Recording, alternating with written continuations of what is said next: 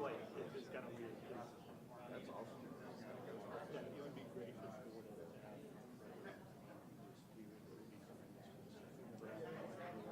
I think this is what it said. No, I think some of them were murderers, but everybody else left.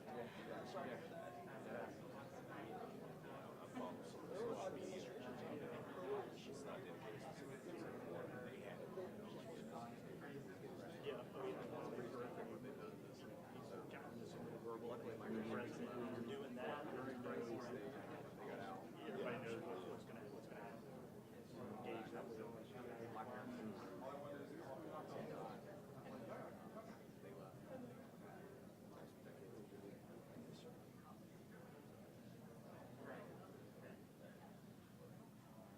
Those things somewhere else.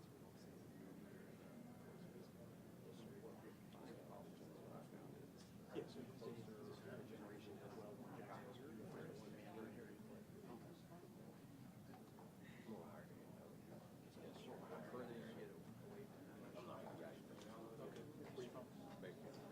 So I'm the general counsel here. Okay. I'm an attorney, so we stories of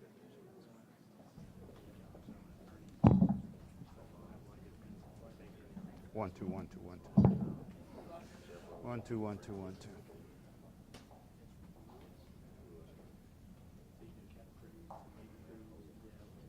Steve Canamero. I'm well, sir. How are you doing?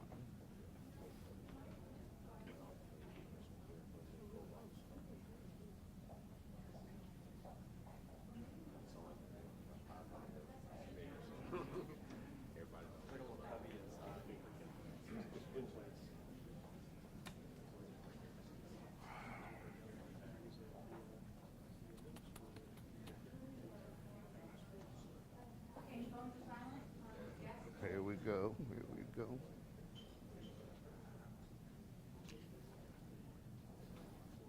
Minutes late. Good. Here we go.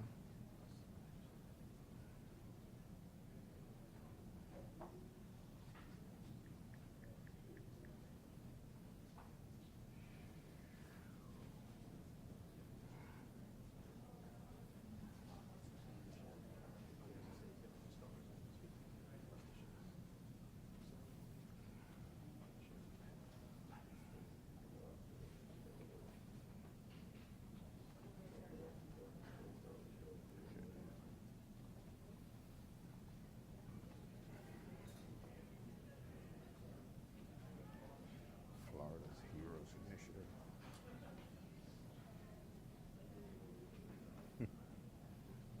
That's creative.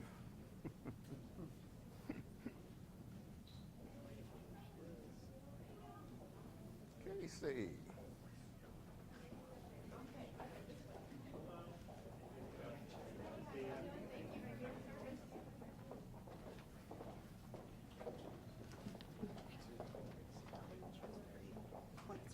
Gotcha.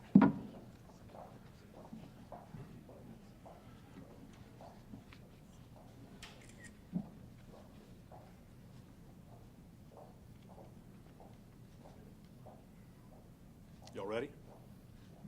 Good afternoon. I'm Under Sheriff Pat Ivey, and today I am pleased to welcome Governor Ron DeSantis, Secretary Dane Eagle, along with Mayor Lenny Curry, to Jacksonville as the governor recognizes the amazing work our officers are doing. Serving the community through tough times is what the men and women of JSO are committed to doing every day. Since the pandemic hit early last year, our community was certainly challenged more than we could have imagined. And while we are in no way out of the woods, I am confident that we can start to see a glimmer of light in the year ahead. So, Governor, I cannot thank you enough for your steadfast commitment to law enforcement. You have been constant in your support of the officers out there every day. Together, we have worked hard to make Jacksonville and our great state of Florida safer than ever. And today is just another example of you going out of your way to show that support. So thank you for being here with us. And with that, ladies and gentlemen, Governor Ron DeSantis. Okay.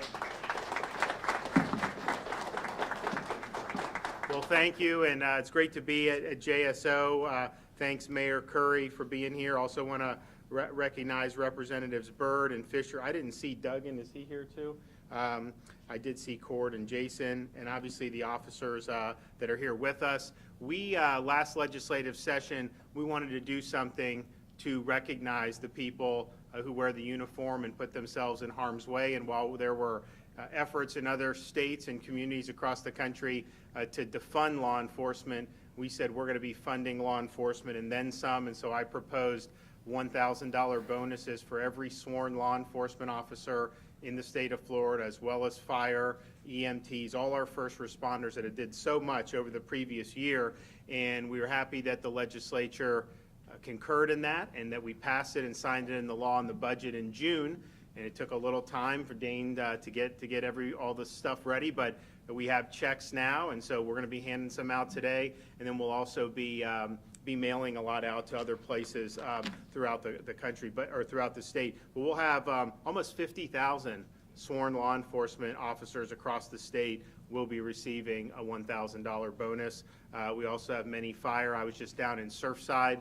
We were able to give checks out to Task Force 1 and 2, which are both based in Miami-Dade and were instrumental in the response for the Surfside tragedy that happened in June, and really has left a deep hole in our hearts to this day.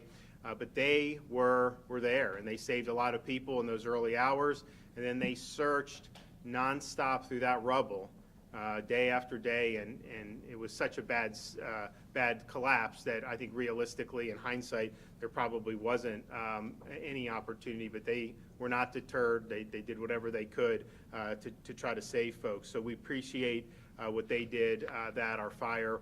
And of course, our police, you know, it's just the type of thing where it's sometimes fashionable to knock the police. Some people try to make political points by criticizing the police. We've heard about defunding. We've heard about this or that. But let me tell you something. When there's something that goes wrong and someone's in jeopardy, they need people in uniform to come help. And it's usually the people who are the most vulnerable members of our society that are the ones that the men and women in law enforcement are usually called upon to serve and protect. And so we appreciate what the men and women of law enforcement do in the state of Florida. As governor, I do, but I think also as the legislature showed, they do as well. And you saw a lot of difficult circumstances over the past year and a half for police officers, and I think folks here at JSO and throughout the state of Florida, they stood strong, they served, and they made a real difference. We have some here who I'll particularly recognize. We have with us Police Officer Jack Chu. He's an Army Reserve veteran. He served in Kuwait and Iraq in 2004. Has had a 25-year career with JSO, and he's happy to be back at work after recently undergoing a double bypass procedure. So I'm proud that we'll be able to show him appreciation for his service in law enforcement with a check today. Also, we have Police Officer Darvin Ruiz, a single father to an 11-year-old son. He's not only a dedicated dad, but is honored to work daily to protect his community. He steps up day in and day out, and so we appreciate him as well. So we made the promise that we were going to do the $1,000. We worked hard in the legislature to get it. I was able to sign it in June, and now we're delivering them in person here today. Do we want to give the, Dane, do you have the, for the first two? Sure. Okay, so where's Jack? Right here, sir. All right, come here. Thanks, sir. Photo. You guys got it? Yeah. All right. Thanks, sir. All right. Darvin, congratulations. Thanks so much. All right. Appreciate you. Okay, well, we're blessed to be joined by our wonderful First Lady and our rambunctious little 4-year-old Madison. So, the floor is yours. Well, I wanted to make sure that we came out and just said how much we are appreciative of our law enforcement for what you do to serve and protect. We're forever grateful for the sacrifices that you make protecting the community. And earlier today we were meeting with first responders, and I just have to say there's a really cute story. So the governor's mansion, where we are very blessed to live, it's about 4 or 5 blocks away from a fire station, and so the kids and I on occasion will walk down there and we'll go visit with the firefighters. And we'll go sometimes bring cookies, sometimes they eat more cookies than we give out, and that's another story when it gets to sugar highs. But other than that, we go and we say thank you to them, and we get to see them. And so now we've developed kind of a relationship. So every time we see the firefighters coming by in their trucks and the sirens are blaring, the kids go, oh, they're our fighters' friends, to the rescue. And they recognize, and they're so appreciative, even though they're 4, 3, and 16 months, they get so excited when they hear those sirens. And so we really thought it was important to be here just to say thank you for those sacrifices that we know that you make day in and day out. And also, it doesn't come without a toll, because I would say, a lot of folks are serving. You're putting the needs of other people above yourself, and that doesn't come with a toll in the form of an emotional and mental toll. So that's why we're really looking at opportunities when it comes to the federal block grants that we've gotten from SAMHSA. We're working with DCF to see how we can work with our legislative partners to see if we can use those funds to best support the emotional needs of our first responders and our police. Because oftentimes there's some folks that are suffering, but they do so in silence. And I think really having those resources to show that there is a peer component, that there are people that they can reach out to and be able to confide in, I think will do a lot to give back to a community that has given so much. So thank you for your service. Okay, Mayor? Well, Governor, it's good to have you, the First Lady, and this princess in Jacksonville today. So on behalf of all of our residents, welcome back to Jacksonville. Governor, I just can't tell you how much this means. When I first ran for office, I started in 2014.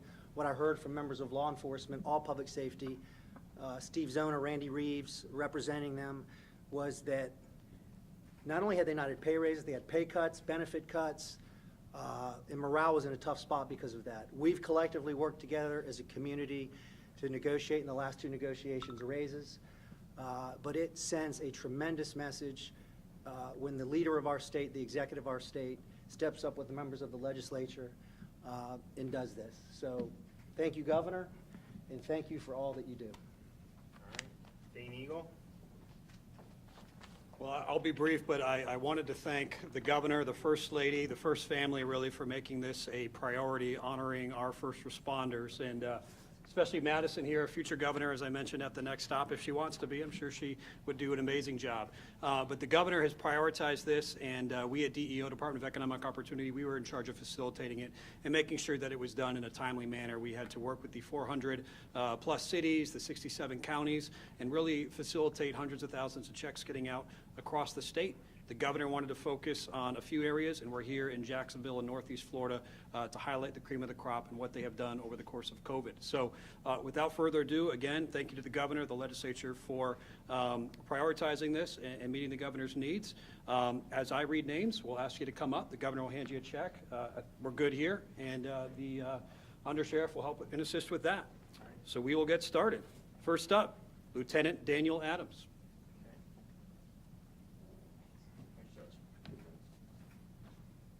Officer Russ Aschenfelder.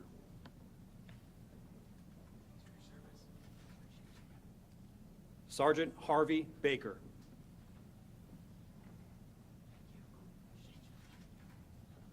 Officer T.A. Blum.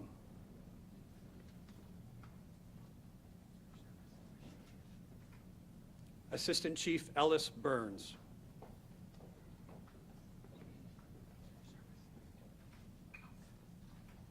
Assistant Chief Lakeisha Burton.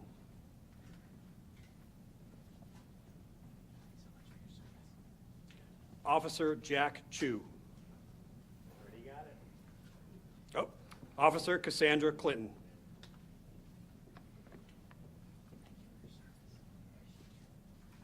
Officer E.B. Coffey.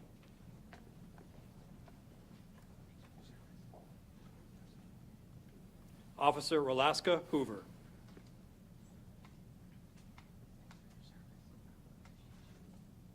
Officer Gregory Howard.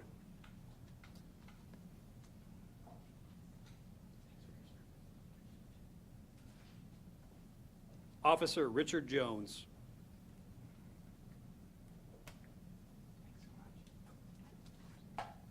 Assistant Chief Brian Key.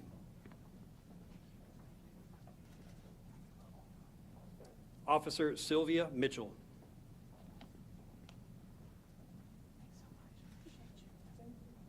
Sergeant Daniel Funenstein.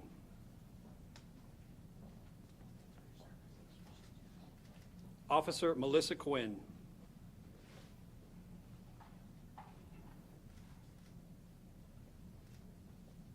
Assistant Chief Jennifer Short.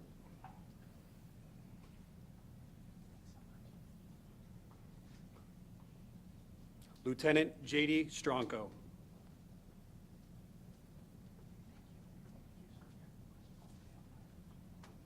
Officer Timothy Terrell.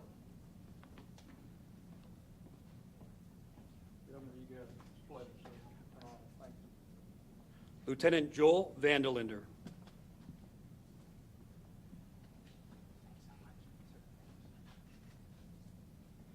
Officer Austin Votour.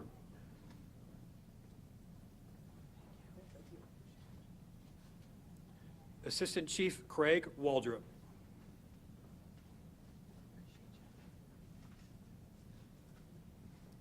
Chief Thomas Waters.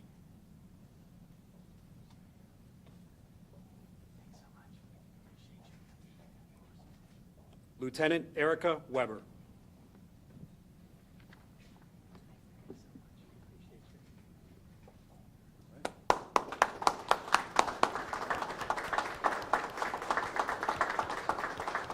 And the rest are hopefully in the mail, right, Dave? Yes, sir. Okay. So they'll be over probably this week and next week. People will have almost 50,000 sworn law enforcement officers getting them, many thousands more fire and EMT. And, you know, he did have to do a lot of work on this because it's not like the state just has, we have every law enforcement, EMT, first responder in like a separate date. We had to really get the information from all. So they worked really hard to do that. And I told them, I said, when we signed the budget in June, I said, look, I want to get this out in due time. I don't want this to take 6 months. So they were able to work hard and get it in a good working order. So thanks to the men and women of JSO. We're here for you. This is the least we could do. I think it was very appropriate, and we're glad that we're able to, to help. And with that, I can take a couple questions. Governor DeSantis, there are 300 respirators the state has requested from the federal government. First, what is the plan for those? And secondly, on that note, regardless of state or federal numbers, COVID cases continue to climb, especially in Duval County. At what point is it time to change? Well, I think I would correct you on that. The 7-day average for Duval County is decreased 18% since July 31st. The emergency room visits in Duval County for COVID-like illnesses over the past week have decreased by 14%. And then if you look at the RT value, which is the reproductive value, that's now 0.83 in Duval, which means you're likely to see decline. So those are all the leading indicators in terms of what you're looking at. And I think that fits with these cycles typically go 6 to 8 weeks. Duval in Northeast Florida started rising before other parts of the state. And so I seeing that nose over. If those trends are durable, you will absolutely see the hospital census reflect that for sure. And I think we're seeing in other parts of the state as well a flattening. I think South Florida, now they don't have as intense an outbreak as they did last summer, but I think they're probably a week and a half. And so we're happy with seeing those trends, and we think that they'll likely to continue doing that. Jim. Will be changing your plans at all? Disagree with that. I just left the hospital. I left the testing tank. We had 24 people dying at one hospital. It's the first of the month.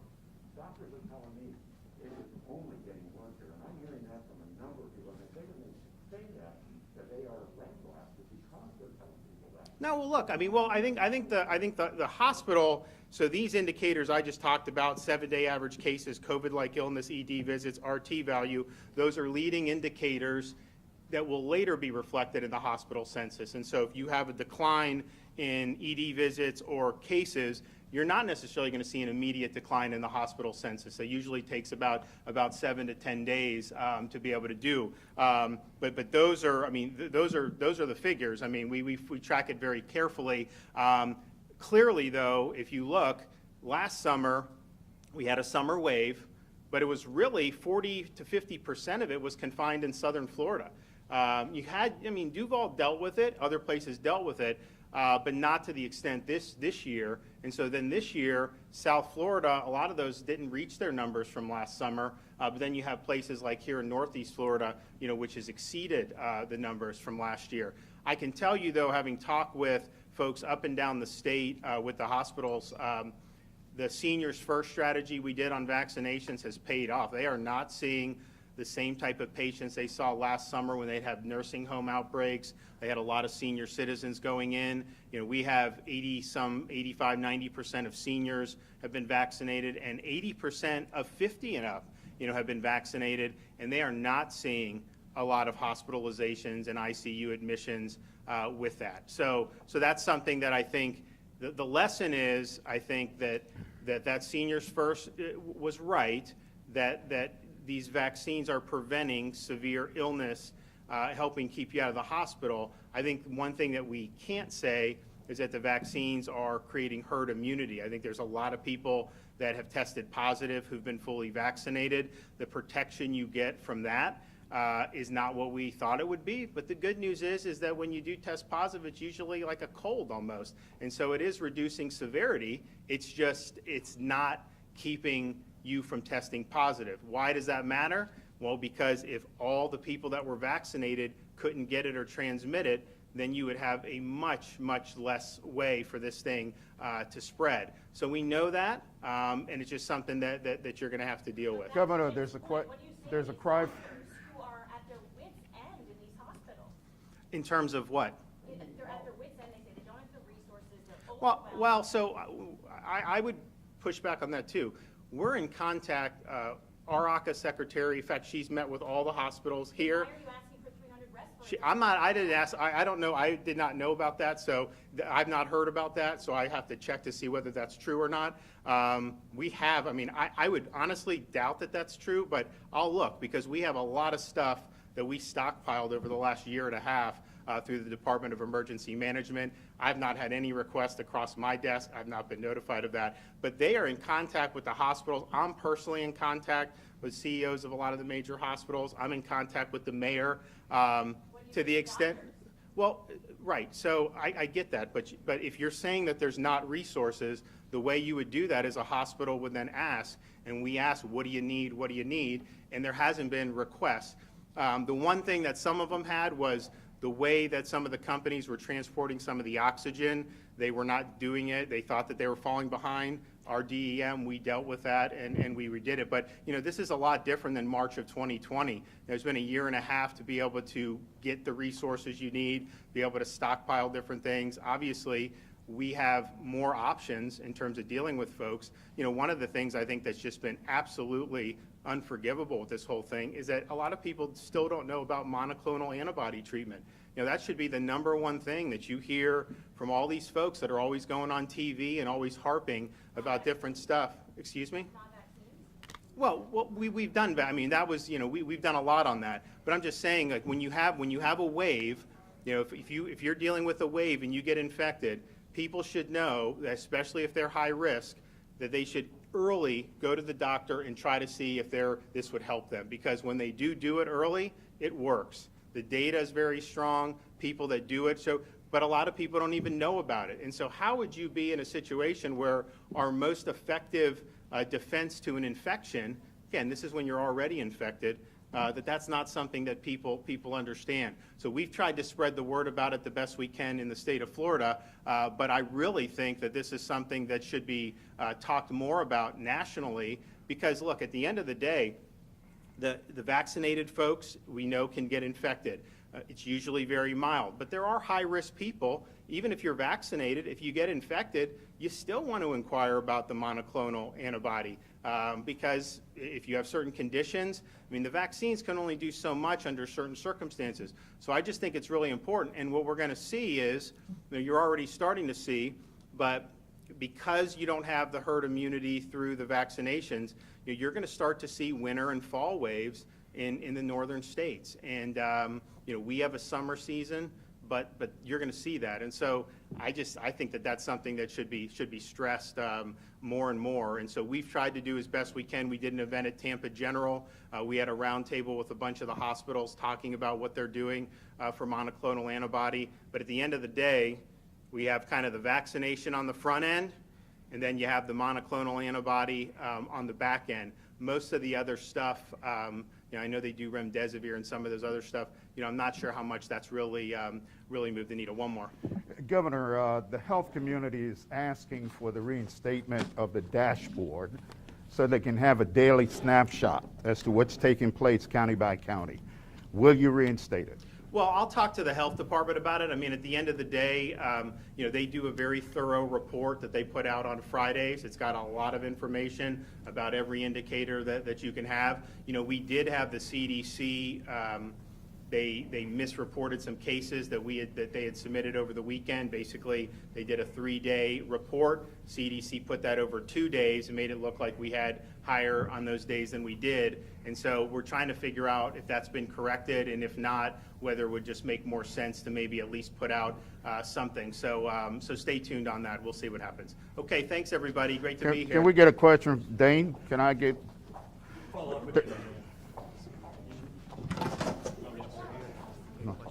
Yeah. Is he leaving? What is he? They're going to do a group photo. Okay. But if you send me your question, I'll get you one. Well, the question is, a lot of people have been signing on and can't get on So we are because looking of errors. So what's the cause of the problem? What's being done to We're fix it? still looking into it. Okay. Give me a card. No? Yeah, we're also getting reports from other people as well. So we're still looking into it. But once we have something, do you have a card and I can? No, I don't. Okay.